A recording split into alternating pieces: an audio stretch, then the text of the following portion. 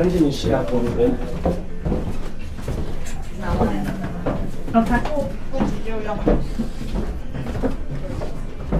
Whoa, can't last that. He told you. You're gonna loiter around the door, but he has to come through. That's why I moved away. I'm standing.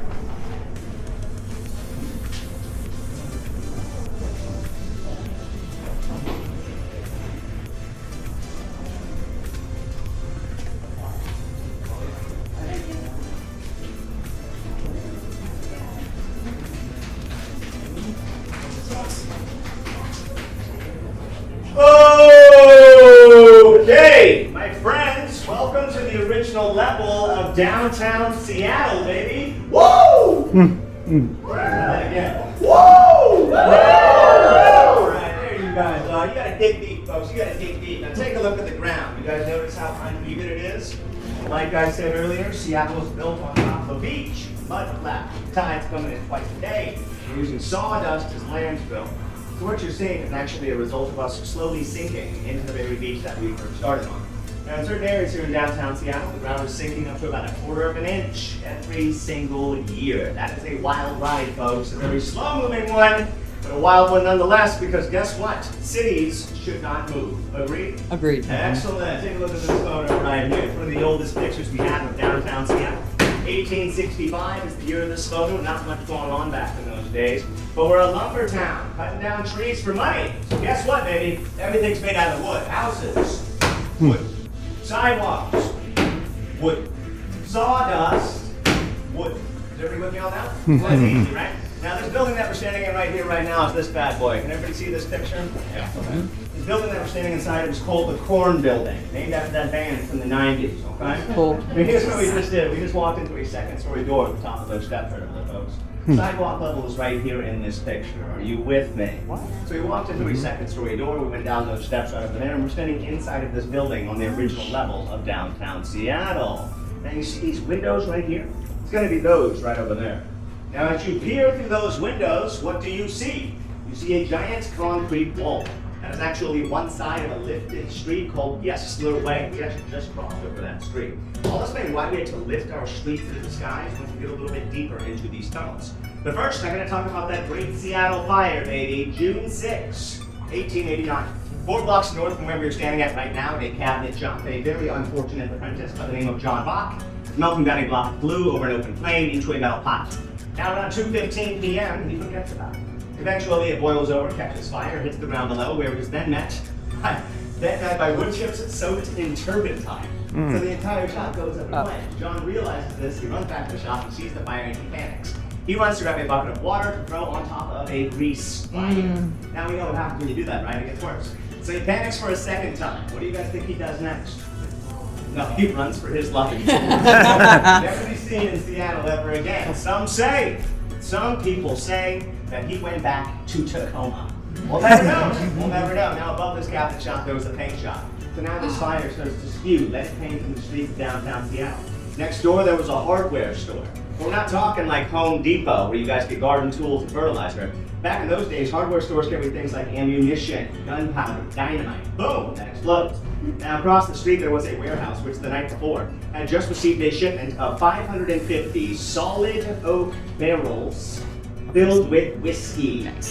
Ooh, so now it's a tragedy, right? So what does Seattle do once the whiskey's in danger? That's when they decide to unleash their first volunteer fire department to fight their very first fire. Now these volunteer civilians have no idea what they are doing. The chief is actually in San Francisco at a wedding, so he can't be here for this party. So these volunteers quickly realize that once you attach more than 2 hoses to our water system at a time, the pressure drops to 0. So So what does Seattle's first fire department do once they lose the hoses? Well, they pack up all of their gear, they leave town while it's burning down. They head all the way to those eastern cliffs I was talking about earlier, and Seattle's first fire department ever sits right up here and just watches the entire city slowly burn to the ground. It takes 12 hours for this fire to burn itself out. 116 acres turn to ashes, 33 square blocks reduced to rubble. The next day after the Great Seattle Fire, they recovered over 1 million rat carcasses from the debris. And here's my question. Whose job was it to count them? Two, why did we care about the rats? I feel like we cared about the rats because there were 25,000 people in town at the time. There were 0 human fatalities. Nobody died. What? The Great Seattle Fire. So where was the whole town while it was burning down? On the hill? With the fire department just watching it. And it's the next day after that fire that gives us this whole crazy tunnel situation. Any questions?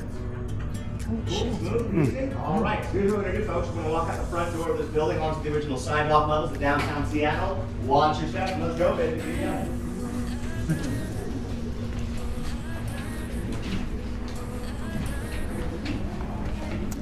Wait for Nicole. Okay, sorry. One of the original crafts.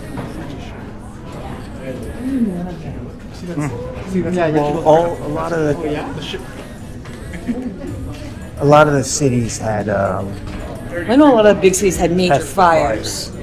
Chicago had a huge fire, San Francisco had a huge fire, New York had a huge fire too, didn't it? Yeah. so that they all did all this stuff.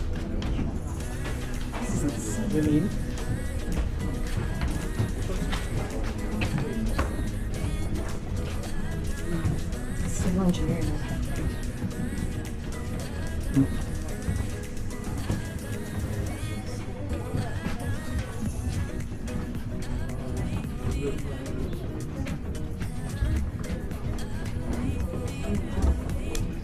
Old fuse, Yeah. screw fuse box. Oops. Have you seen the latest one? March. They're gonna go to space game. Do a space game first. Yep. When you watch it, you understand why it's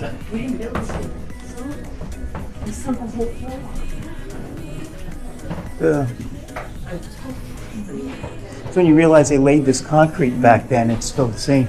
And then fix it. They didn't, I mean, how'd you do? See, and they did these steel. I think they did. Did you notice like the station? Did you investigate Well, Secaucus Acme was sinking all the whole time we lived there. And the towers. Yeah. The towers are sinking. Yeah. Where are the It's rats? so on our string.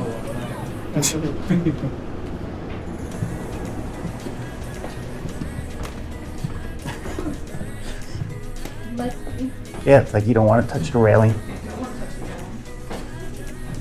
It smells like a basement. It smells like a basement. Sorry, go right ahead. Everybody else get them. Telling The you. last one? Excellent. So, folks, we were just inside of that corn building on the original level of downtown Seattle. You guys remember that, right? We walked out the front door of that building onto the original sidewalk level of downtown Seattle, and we basically walked about halfway around the block. And we're now looking at right behind you guys at the exterior of the corn building that we were just inside of. Inside that building moments ago, now on the outside of the sidewalks, speaking to the window. You with me on that? Yeah. Excellent. So the next day after the Great Seattle Fire, city officials hold a town meeting with all the merchants who had their shops out here before the fire, and they say, merchants, we gotta rebuild, obviously. Now the first priority in this rebuild is no more wood structures. Before the Great Seattle Fire, 98% of all of our buildings were made out of wood. Terrible idea, we already know how that turned out. Everything turned to ashes. So everything after the Great Seattle Fire is made from either stone, brick, or steel. Everybody with me on that? Okay. Before the fire, everything's wood. After the fire, everything is stone, brick, and steel. That's easy, right? Now here's where it gets a little bit funky, okay? Stay with me, baby. Lock it in, lock it in. All of the merchants' buildings could be no less than 2 stories tall. Stay with me. The original first floor right here behind you guys.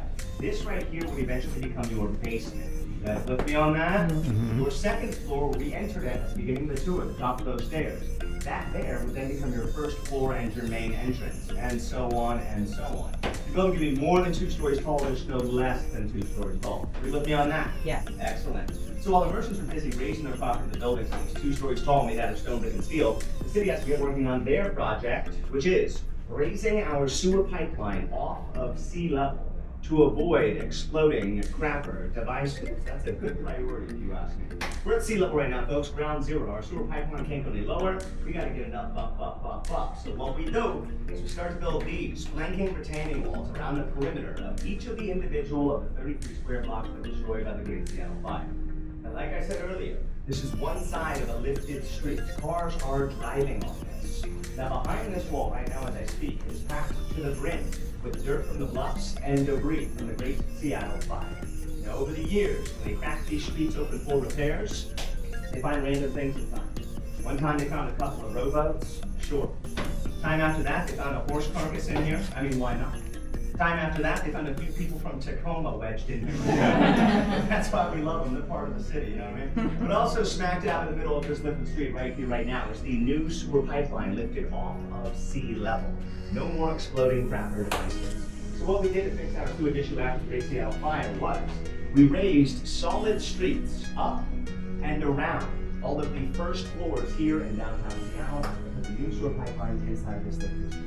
So right now, we're on the original level of downtown Seattle, sea level, ground zero.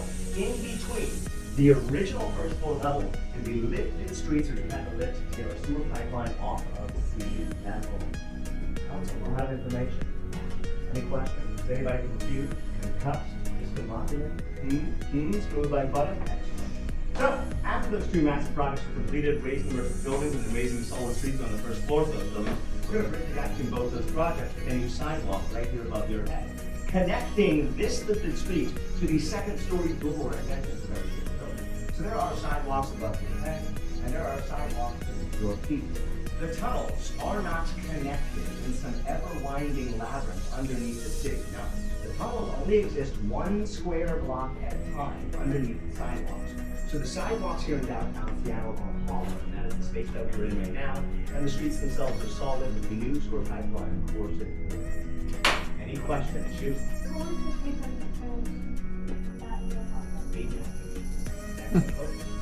How wide is this street building? Excellent question. This right here, it starts at 2 feet at the top and goes down at 4 feet at the bottom. It's a big V shape on the inside of it. And what we did to fill it up, we took pressurized hoses, pointed them towards the eastern bluffs, hosed those eastern bluffs to control the mudslides in downtown Seattle, fill up the retaining wall, put the sewer pipe on top of that mud, and do that again. Yeah. So like we're walking down around here, can you do that on every block still? Yes, Technically. if you have access Yeah. to it. It's all private property Not down public. here, but we only have tunnels in this Pioneer Square area where it's low and flat. Because we're at sea level right now, this is the only place where we have sewage issues. Once you leave this area, elevation increases.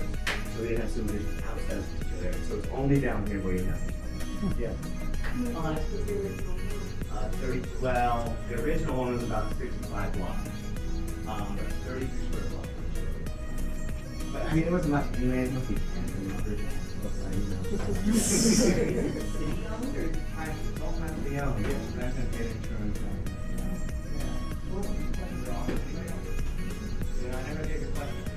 Alright, here goes the crazy part about this upper sidewalk though. It takes 4.5 years after the buildings are done and after the streets are raised before we get the secondary sidewalk. So for 4.5 years, we would have been open sky above your head at this level. We have a brand new sewer pipeline inside of a lifted street, but no way to cross this street. You can't go through it. There's glue in there. You know, and we're sitting here at this level, and you have brand new brick steel buildings with second-story doors. No way to get in them now. So some genius in town says, hey, why don't we just throw up a ladder at each intersection for 33 square blocks? Now, ladies, what would you wear in that? Dresses, skirts. Dresses, right? Now, sometimes these streets, depending on the area, can go to 25 feet tall. So if you wanted to cross this street with the sidewalk was in, there'd be a ladder leaning against this street right here. So what do? You just grab your brush with one hand, you grab your bags with the other, tuck the babies under your arms, right? You approach the wall, you get onto a ladder, you climb up the side of the street, you get off that ladder, cross the top of the street, then you get onto another ladder, and climb back up on the other side of the street. Shop until you drop. But have no fear, no women were harmed in the crossing of the streets here in downtown Seattle. Thank God. Which is more than I can say for the men of this city during that time period. Folks, we're in Pioneer Square. This is the red light district. Known for its bars and its hedonism. Now, over the course of those 4.5 years, 17 men at different times, not all at once, 17 men get way too drunk and they attempt to cross the street in a manner that I just described to you. They climb up one side, cross the top, climb back down the other, they slip, and they fall to their deaths. Ah! Nobody dies during the Great Seattle Fire, not a soul. Nobody dies during 8.5 years of construction building in the city, not a soul. Yet 17 men get way too drunk and they die just crossing the street. Welcome to Seattle, everyone. Now, Bill Spidell, the guy who started the store back in 1962, he was a big drinker. He was a known city alcoholic. He was always going to AA meetings and going through the 12-step program, which is great. Bill, heal yourself. I support that. But this is what he had to say concerning those 17 poor souls that fell to their deaths. He said, well, on the plus side, at least Seattle had a one-step program. No. The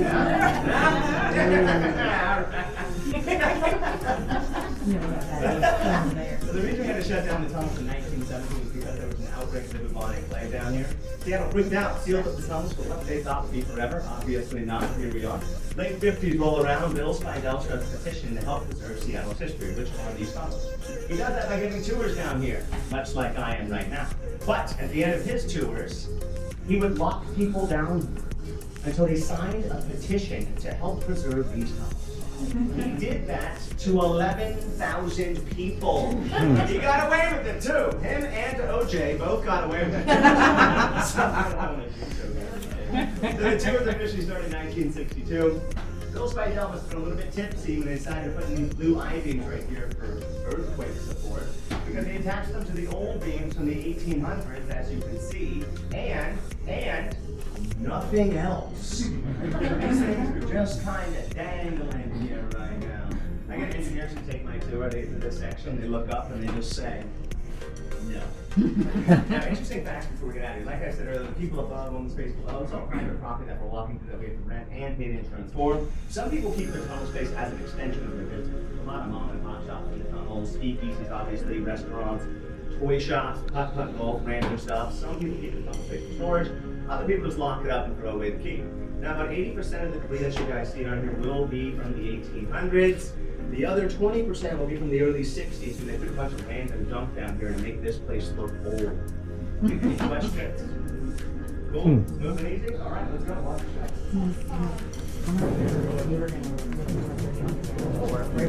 Watch the Intentionally built it. They just wanted to move it. I already knew because we watched a video about it. I didn't know. I thought it was underground. Like We secret. don't really know about it. You know, I knew it was physically underground. There's the stair. I thought there's a city account. And then have like a whole city underground. It's winter. That's what I thought. Intentional. No, this is where the city sunk into the ground. Well, basically, no, they built the road and sidewalks up above. It wasn't Yeah. they built it up.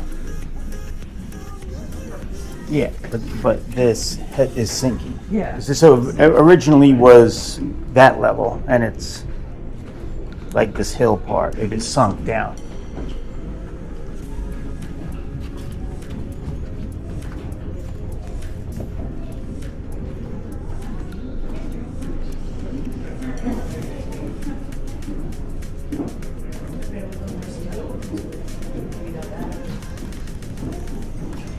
What's this hole? Sub pump? Those sinks might be from back then.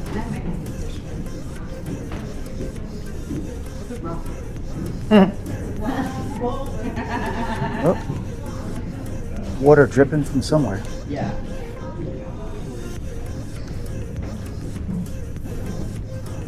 Now, are you afraid of spiders? Yes, I don't like spiders. Look at those spider webs. No. I don't want to look at that.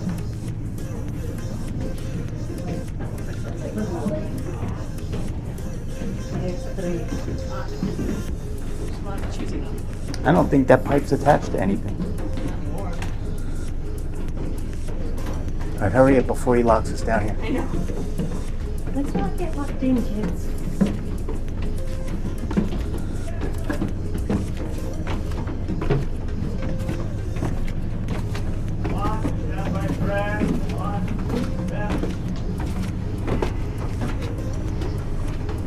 We're going. All right.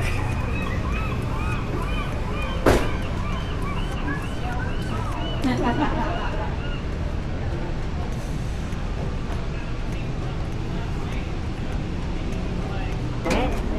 don't like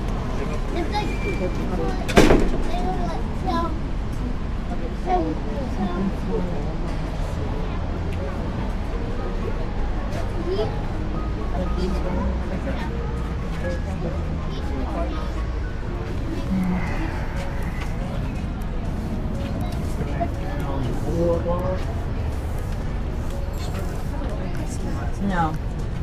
You never know. You never know. Watch your step.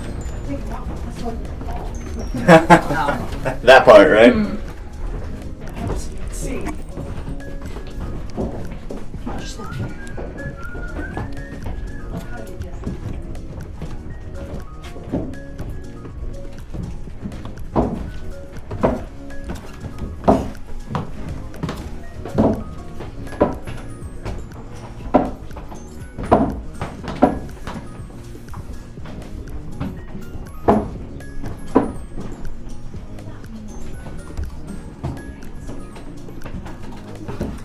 These are like step risers. Like instead of wood, they made them out of steel.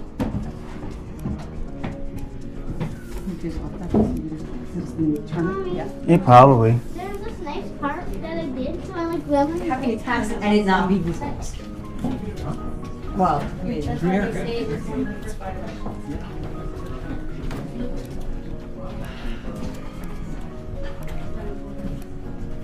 It's an emergency eye wash. It's covered in cobwebs. Don't put that in my eyes, please. Just let me go blind. Oh, I didn't see the step.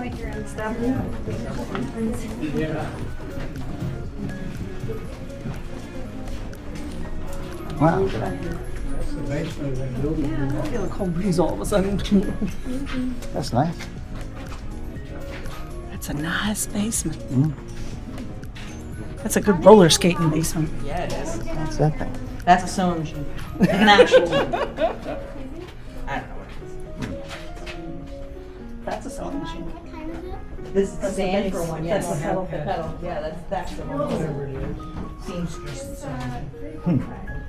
Without the airport. 0 to 10? Yeah, I didn't just trip over that rubber mat. I was actually asking before you, like, not sure. Sorry. Before you. Just the sweating. Is that a house? That Yeah, that's like a bird. house. Stuff. Go ceiling.